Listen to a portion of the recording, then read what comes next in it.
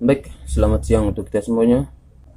Perkenalkan, nama saya Christian Stiwu dengan NIM 16230300033. Saya dari jurusan Sosiologi, Fakultas Ilmu Sosial dan Politik, kelas A reguler sore. Tujuan dari pembuatan video ini yaitu demi pemenuhan dari tugas mata kuliah Sosiologi Terapan yang diasuh oleh Bapak Kelasar Rusdi Ahmad Esos MA. Pada kesempatan kali ini saya akan mempresentasikan hasil review saya dari buku ke-16 dengan judul buku Bangkitnya Berkas Digital.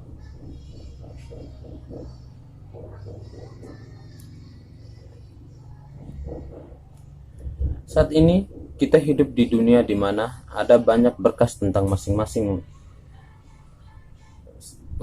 salah satu dari kami. Berkas-berkas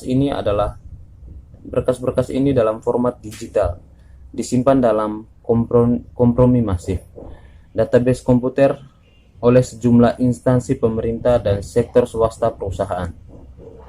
Masalah yang disebabkan oleh perkembangan ini ditemukan, tetapi untuk memahami masalahnya, pertama-tama kita harus mengerti bagaimana mereka muncul. Sejarah database sektor publik.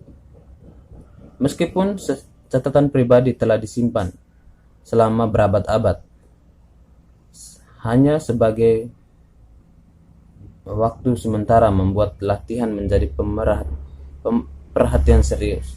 Sebelum abad ke-19, sedikit catatan publik yang dikumpulkan, dan sebagian besar di antaranya disimpan di tingkat yang sangat lokal, seringkali oleh lembaga terkait dengan gereja.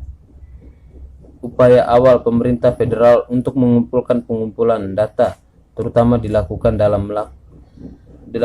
dalam pencacahan. Sensus pertama hanya menanyakan 4 pertanyaan. Dengan setiap sensus dilanjutkan, pemerintah mengumpulkan lebih banyak informasi pribadi.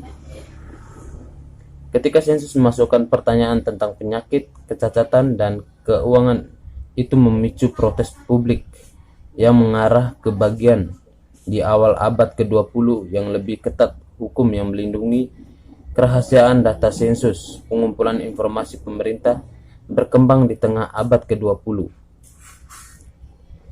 Penciptaan pertumbuhan berkembang biak. Bu Rears Kreis berkembang biak lebih dari lembaga federal di masa lalu abad, menyebabkan rasa haus yang tak terpuaskan akan informasi tentang individu. Salah satu badan tersebut adalah Administrasi Jaminan Sosial, dibuat yang menetapkan angka 9 digit untuk setiap warga negara, dan diperlukan pencatatan ekstensif pendapat masyarakat. Teknologi adalah faktor utama dalam peningkatan pengumpulan informasi. Sensus membutuhkan hampir pegawai untuk menghitung informasi dengan tangan yang membosankan, dan butuh 7 tahun untuk menyelesaikan.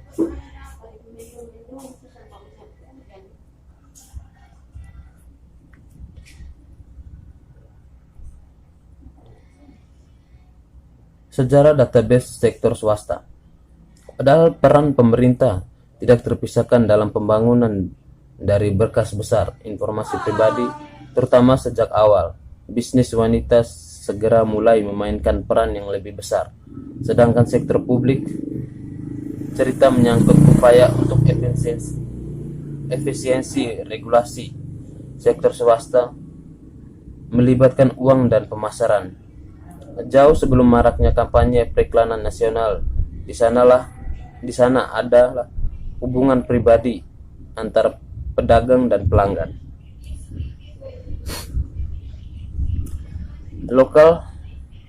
Pedagang lokal tinggal di sebelah pelanggan mereka dan mengetahui tentang hidup mereka dari keberadaan mereka bersama dalam komunitas. Untuk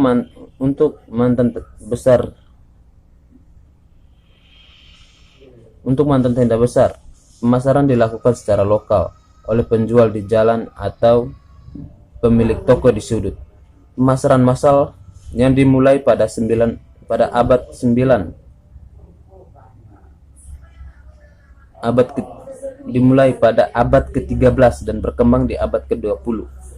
Bertransformasi sifat menjual dari persuasi pribadi ke persuasi besar-besaran. Skala kampanye periklanan yang dirancang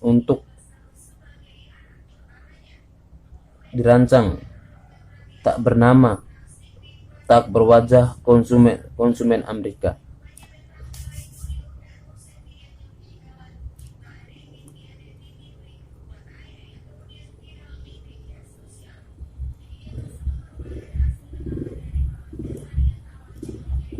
Database menyediakan cara yang efisien untuk menyimpan dan mencari data. Diorganisir ke dalam bidang informasi, database memungkinkan pemasar untuk mengurutkan berdasarkan berbagai jenis informasi dan untuk menentukan peringkat atau memilih berbagai sekelompok individu dari daftar utama pelanggannya. Sebuah praktik tersebut disebut pemodelan.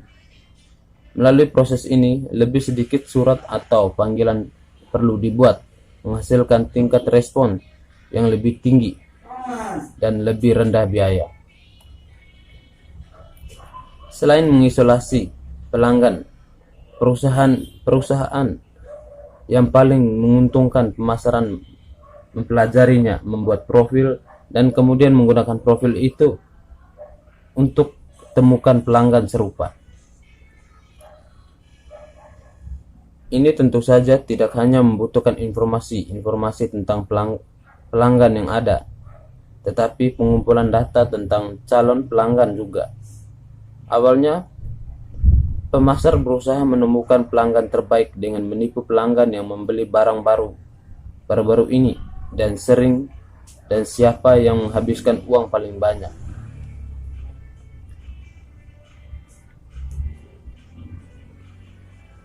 Pemasar beralih ke informasi demografis. Demografis termasuk data informasi seperti usia, tingkat pendapatan, ras, etnis, jenis kelamin, dan etnis lokasi secara grafis. Pemasaran dapat menargetkan segmen demografis negara tertentu. Praktik yang disebut pemasaran cluster. Ini pendekatan berhasil karena orang dengan pendapatan dan ras yang sama umumnya hidup bersama dalam kelompok. Sektor swasta memperoleh informasi demografis ini dari pemerintah federal. Pada tahun Amerika Serikat mulai menjual data sensusnya pada pita McNick untuk melindungi privasi. Badan Sensus menjual informasi dalam kelompok rumah tangga, memasok alamat bukan nama.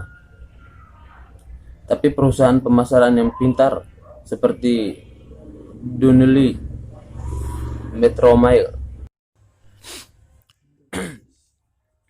Baik, sekian video presentasi saya dari buku ke-16. Atas perhatiannya saya ucapkan terima kasih banyak.